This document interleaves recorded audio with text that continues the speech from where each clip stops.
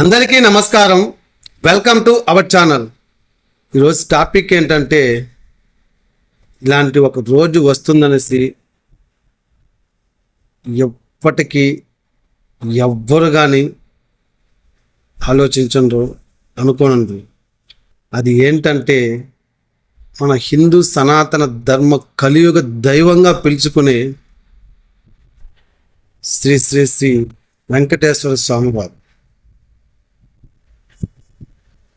ఆయన యొక్క పేరు ప్రఖ్యాతల్ని మంట గలపడానికి ప్రయత్నాలు చేస్తున్న కొందరు దుష్టులు, దుర్మార్గులు, నీచులు మన ఇంటి గుట్టుని బయట పెట్టుకోవడానికి ఆలోచన చేస్తాము.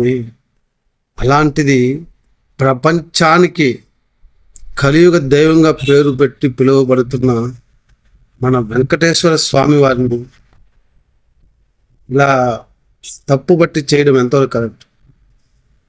ఎందుకు ఈ మాట అంటున్నాను, దేని గురించి మీకు అర్థమై ఉంటుంది. వెంకటేశ్వర స్వామి అని పేరు చెప్పగానే మొట్టమొదట మనకు గుర్తు వచ్చేది ఆ స్వామివారి ప్రసాదము లడ్డు. అటువంటి లడ్డును గురించి కొంతమంది తప్పుగా ప్రచారాలు చేస్తున్నారు. కాబట్టి అది నిజమో మనకు తెలియదు. ఆలోచన చేయండి ప్రజలారా.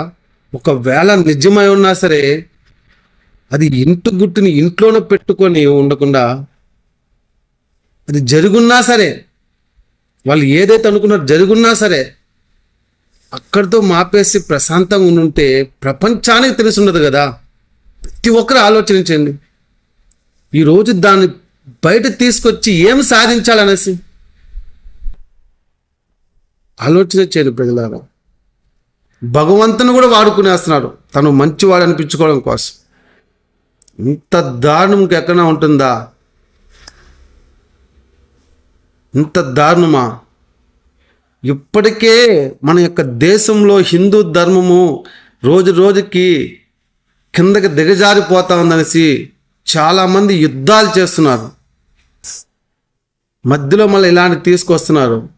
వీళ్ళని ఏమనాలో ఏమో అర్థం కావట్లేదు. ఏదో అనుకుంటున్నారు మేము తెలివైన వాళ్ళము అనేసి. ఆయనతో పెట్టుకున్న వాళ్ళు ఎవ్వరు బాగుపడినట్టు లేదు. మీకు త్వరలోనే శిక్ష అనేది విధిస్తాడు. వెంకటేశ్వర స్వామి నిజంగా నీ యొక్క పేరును అప్రతిష్ట పాలు చేయాలని అనుకున్న వాళ్ళు ఎవరైనా కావచ్చు. శిక్ష ఎలా ఉండాలో తెలిసినా మరొకసారి జన్మించకూడదు, మరొకసారి మనిషిగా పుట్టాలని ఆలోచన వాళ్ళకి రాకూడదు. ఆ విధంగా చేసి పెట్టు. లేకపోతే నువ్వు లేదనేసి కొంతమంది అన్య మతస్థులు మన హిందూ ధర్మాన్ని ఎంత తక్కువ చేసి మాట్లాడుతున్నారంటే అంత తక్కువ చేసి మాట్లాడుతున్నారు. ఇలాంటి దుర్మార్గుల దుష్టుల వల్లే కదా మన హిందూ ధర్మం రోజు రోజుకి ఇలా కింద దిగజారిపోతుంది. అన్ని మతస్థులు చాపకంద నీరులాగా పారుకుంటూ వస్తున్నారు. మన దేశాన్ని ఆక్రమించడానికి మరలా ప్రయత్నాలు చేస్తున్నారు. నువ్వు మరలాక అవతారం ఎత్తి ఇలాంటి దుష్టుల్ని సంహరించవలసిన సమయం వచ్చింది తండ్రి. నువ్వు ఎంత తొందరగా వస్తే ఈ భూమిపైన దుష్టులు, దుర్మార్గులు లేకుండా పోతారు. ఎంత దాగా పాటుపడుతున్నారు ప్రజలారా, ఆలోచన చేయండి. ఒక మనిషి, నేను ఆల్రెడీ ఎన్నో వీడియోలో చెప్పున్నాను, ఒక మనిషి బ్రతకడానికి ఇంకొక మనిషిని మరణించేట్టుగా చేస్తున్నాడు, మర్డర్లు చేస్తున్నాడు. ఇప్పుడు భగవంతున్నే వాడేస్తున్నారు. ఇంత దుర్మార్గమా? ఆలోచన చేయండి దయచేసి. అందరూ ఒకటే కోరుకోండి, మన కలియుగ